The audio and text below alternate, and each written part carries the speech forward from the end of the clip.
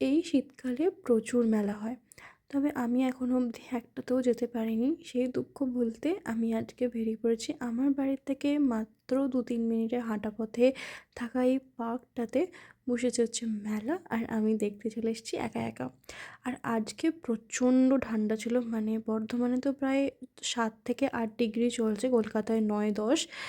আর সেই ঠান্ডাতে বাড়িতে না বসে আমি একা একাই মেলা ঘুরতে চলে এসেছিলাম। জায়গাটা ভীষণ সুন্দর করে সাজানো হয়েছিল। এই যে পুকুরটা দেখতে পাচ্ছ, এই পুকুরটার চারিদিকটা জুড়ে হচ্ছে পার্ক, আর সে পার্কেই বসেছে হচ্ছে মেলা। এখানে আমি এর আগের বছরও এসেছিলাম, তবে আমার কিছু বান্ধবীর সাথে। আমি আর আসতে পারবো কি না জানি না, তাই জন্যই আমি আজকে একা একাই চলে এসেছি।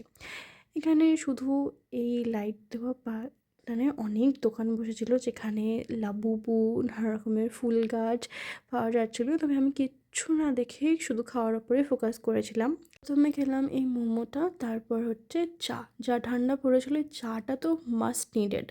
শুধু নর্মাল দোকান নয়, এখানে পুষ্প প্রদর্শনীও হচ্ছিলো, যেখানে ভীষণ সুন্দর সুন্দর ফুল গাছের প্রদর্শনী হয়েছিল, যেখানে গাঁদা ফুলগুলো এত সুন্দর দেখতে ছিল। আর রিসেন্টলি তো আমার ফুল গাছের ওপর এত মানে ভালোবাসা জেগেছে যে আমি আমার বাড়ির ছাদে পুরো একটা বাগান করে ফেলেছি।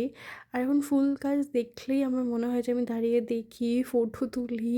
আর এখানে কি সুন্দর সুন্দর বড় বড় চন্দ্রমল্লিকা! আমি না এরকম চন্দ্রমল্লিকাই প্রথমবার দেখছি, মানে আমাকে জাজ করো না, আমি প্রথমবারই দেখলাম।